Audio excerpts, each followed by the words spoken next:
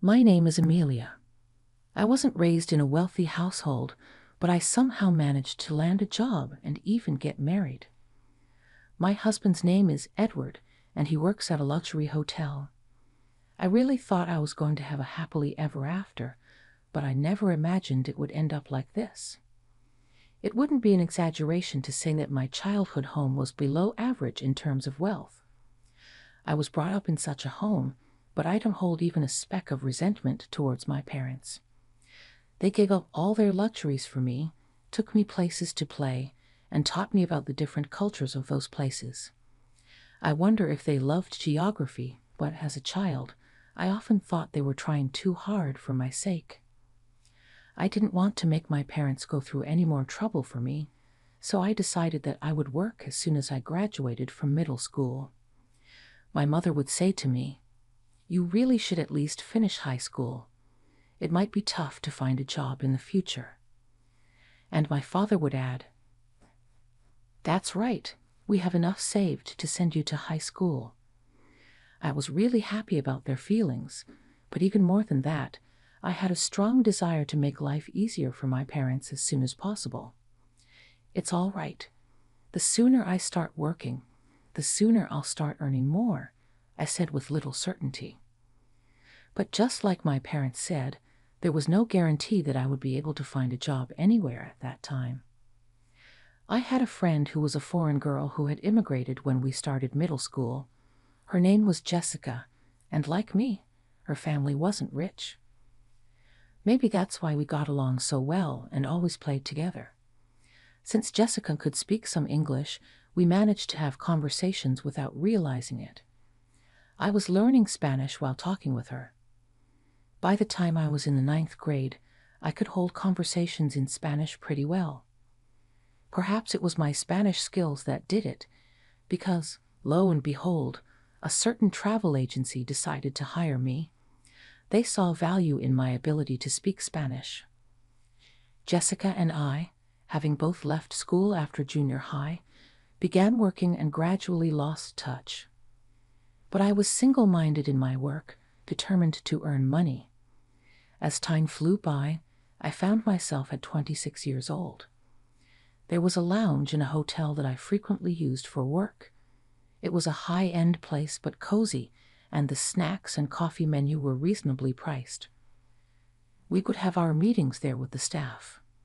At that time, the waiter working there was Edward. The hotel hosted many foreigners, so he seemed to speak Spanish as well. Sometimes I would be there with foreign guests too. Maybe it was because we both spoke Spanish, but something just clicked between us. Edward struck up a conversation, and before I knew it, we were in a whirlwind romance that led to marriage. For a girl from a poor family to get married, it's quite the deep feeling when you think about it. Regardless, I was expecting to start a new and exciting life. However, the reality turned out to be the exact opposite. When we were getting married, Edward had a request. "If it's okay with you, Amelia, I'd like to live within my family home." The reason was that Edward had lost his father a few years back, and he was worried about his mother living alone. His mother's energy levels were dipping, and it seemed like a good idea to have someone watch over her. Plus, at the time, I was a remote worker who could do my job from home. I guess that's why Edward thought it would be convenient, since I was always home to keep an eye on his mother and manage the household chores. On the flip side, Edward often had long hours at work and wasn't home much, with his scarce days off.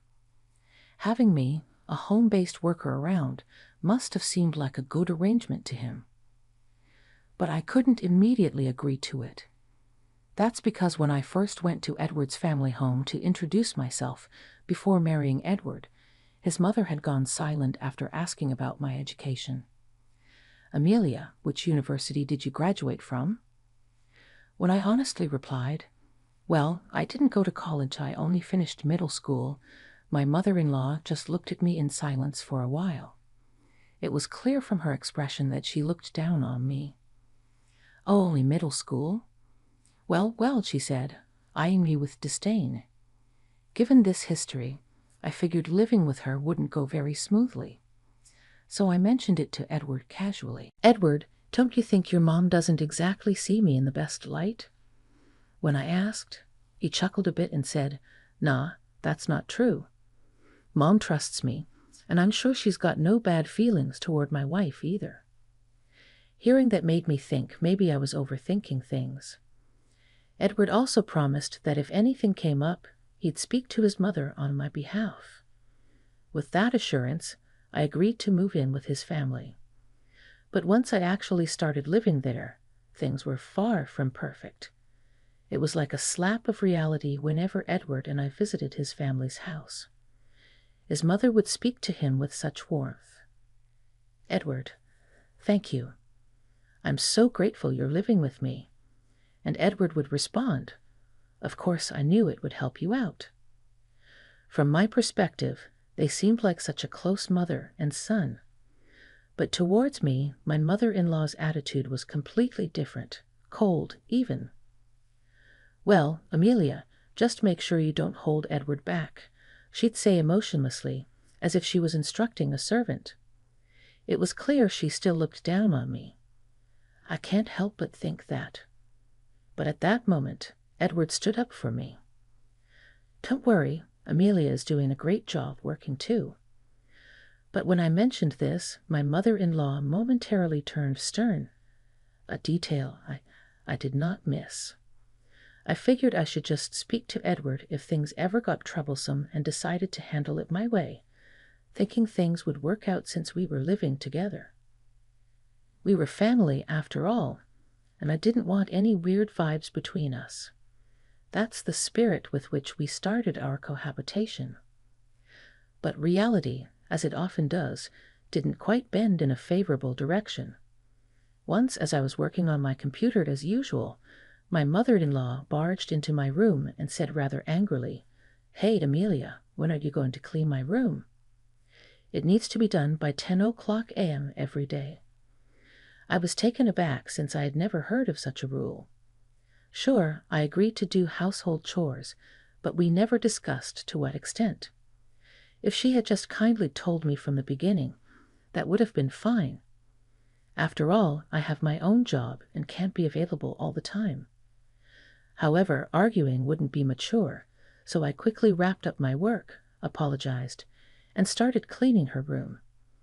Meanwhile, my mother-in-law was just lounging in the living room, watching TV and munching on snacks. Edward had expressed concerns about his mother's health, but she seemed well enough to clean her own room. I had imagined she might struggle with walking, but she was more sprightly than I thought. Once the cleaning was done, she was already commanding, Now get started on dinner. And I like it bland. I won't stand for anything too strong. She even told me to go shopping for ingredients right away. I thought it was too early to start prepping, but figured I'd get it done and go back to my work. When I returned from shopping, my mother-in-law was unsurprisingly still slacking off. It's hard not to get annoyed, but I chose to hold back and just get things done, probably being tested by her. I believed she'd understand in time, but that hope lingered for months on end. There were days when the complaint was that I was 5 minutes late in getting the laundry in, or that the bathtub wasn't cleaned properly, nitpicking to an almost obsessive degree. Before I knew it, I ended up doing all the chores around the house, and yet my mother-in-law just lays around at her leisure. Honestly, if she has the energy to nitpick, she could very well do some chores herself. I started to worry that if this kept up, it would start affecting my job too. That was the last thing I needed, so I decided to wait until the evening to talk to Edward about it. Once my mother-in-law had gone to bed, I told him everything. Hey, I think your mom just doesn't like me. I'm getting so tired of being constantly criticized. But Edward just chuckled and said, Come on, that can't be true. Mom's a kind person. There won't be any issues as long as Amelia doesn't do anything strange. Please try to get along with her. He just wouldn't believe me. Maybe it's because she's always doting on him and never complains to him. In fact, when Edward's around, my mother-in-law says, "Amelia, why don't you take a break and have some tea?" But even knowing that, there's a limit to my patience with this kind of life. I'm chased by household chores all day and end up having to work on my job at night. To be honest, my trust in Edward is starting to fade. If nothing changes, I might just collapse from all the stress. Then, in the midst of all this, my mother-in-law dropped a bombshell. "Amelia, I'll be away for about a week in about 3 months from now, so make sure you keep the house in order, okay?" She sprang this on me out of nowhere. When I asked what was going on, she said, "Edward suggested we go on an overseas vacation. That's my boy, always knowing how much I love traveling abroad. I'm looking forward to it." I was stunned because Edward hadn't mentioned a word of this to me, and to top it off, it sounded like I was being left out, expected to stay behind and manage the house. I needed to talk to Edward about this right away, so I brought it up that night. His response was, "Oh, Mom already told you? But you're coming too, right?" It turned out we had our wires crossed. It seems my mother-in-law had lied to me. Even if Edward wants me to go, there's no way I can enjoy a trip with her. In frustration, I told him, "I don't want to go. I can't possibly have a good time with your mother." Then Edward completely lost it and lashed out, "Amelia, what the heck are you saying? How long are you going to keep up this childish nonsense? I won't allow you to speak ill of Mom like that. You better reflect on this. It's a vacation abroad, for crying out loud, and I want to enjoy it too," he retorted. I was just shocked. I couldn't believe he wouldn't trust me this far with things like this. Staying in this house had become nothing but agony for me. To prove to Edward that what I was saying was true, I decided to take action. The next day, Edward was off work, so the 3 of us were having breakfast together. That's when I challenged my mother-in-law. "You're trying to exclude me from the trip abroad, aren't you?" My mother-in-law replied with a defiant tone, "Oh, did I say that, Amelia? If you want to come, you should just come along, right?" But Edward interjected, "Hey, Amelia, don't you get it yet? Apologize to Mom. Why are you being so defiant? You're not a child anymore." Even so, what I said was the truth. I had a strong desire to clear everything up and really wanted Edward to understand. But before I could argue back, my mother-in-law gave me the worst insult. "Well, maybe Amelia should just stay home, right? It's too early for someone like you to travel abroad. You won't appreciate the experience with your lack of education. Besides, lazing around at home every day without working, do you even deserve to go abroad? You know it, don't you?" I was floored to think she still believed I was unemployed. I have explained about my job even during our greetings. I've told you what my job is, haven't I? When I confronted her, she looked down on me. "What job? Remote work? Don't joke with me. You're just playing on the computer at home. It's been getting on my nerves every day. There's no way you're making money with that. You're just stealing Edward's earnings." She blurted that out, and it really made me mad. But before I could retort, she went even further. "I have Edward, and that's enough for me. Edward can speak Spanish and works at a renowned hotel. There's no need to waste his earnings on a woman like you, uneducated and unemployed. A bottom feeder like you should just leave as soon as possible." She just went on and on. After all her tirades, Edward must have understood what I was saying. As I looked at Edward, he made an unexpected remark. "Well, I can understand how Mom feels. Maybe Amelia needs to cool off a bit," he said nonchalantly, as if he was fed up with me. At that moment, I made up my mind. I couldn't follow this parent and child anymore. My mother-in-law told me to get out, but I still wanted to confirm. Am I really supposed to leave? Laughing, she said, "Of course. Leave as soon as you can. We don't need bottom feeders like you around." So I said, "Understood," and started preparing to move out. I just nodded to the two of them and left the house.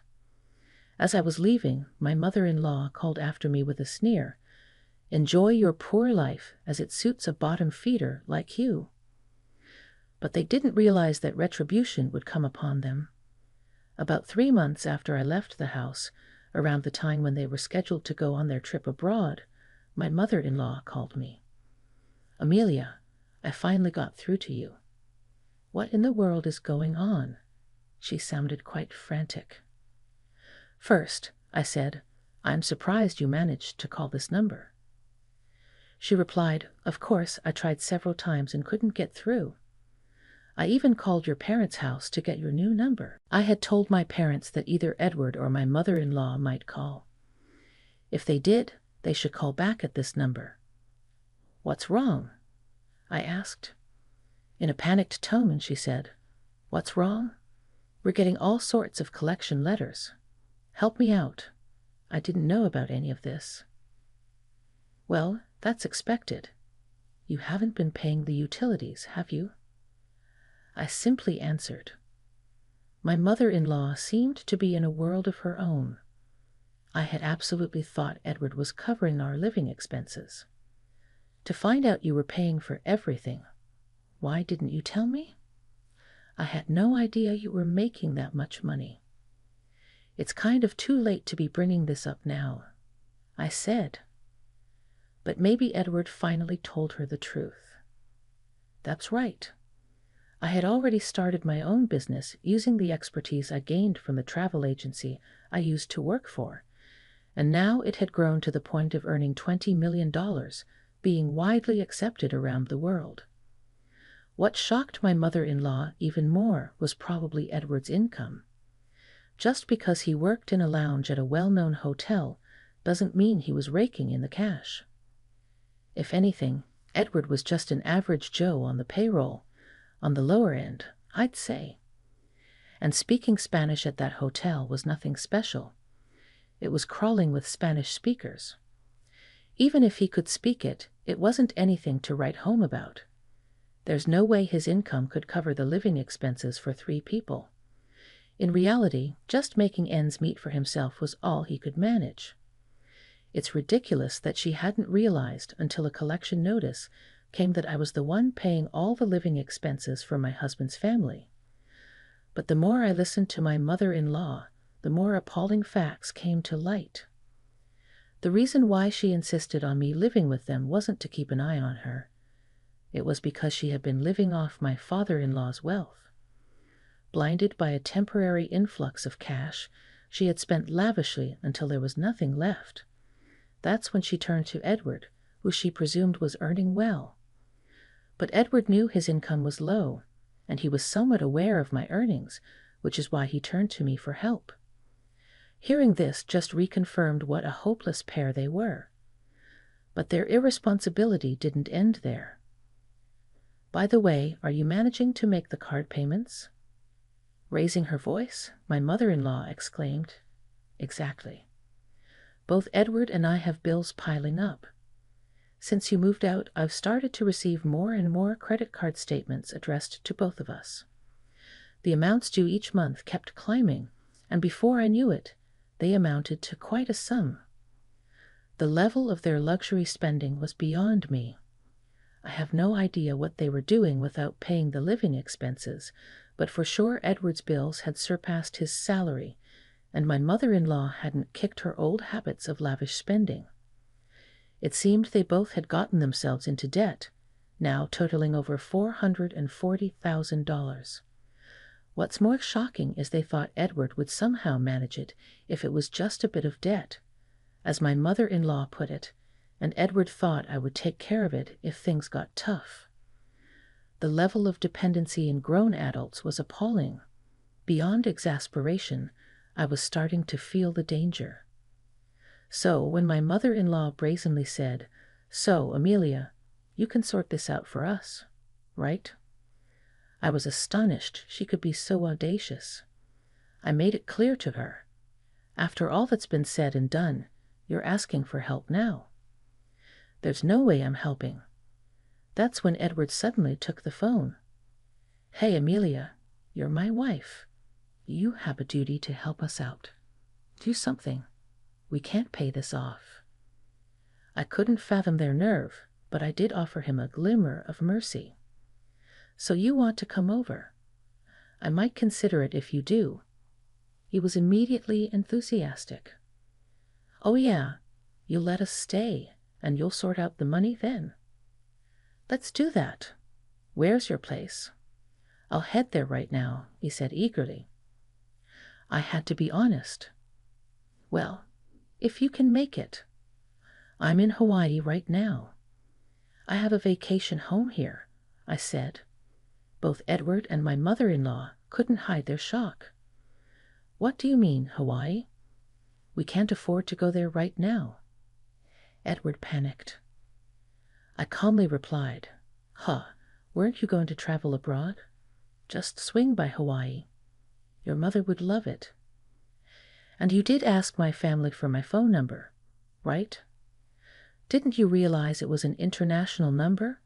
I added, oh, and don't forget the cost of this call. It adds up if you're on for a long time.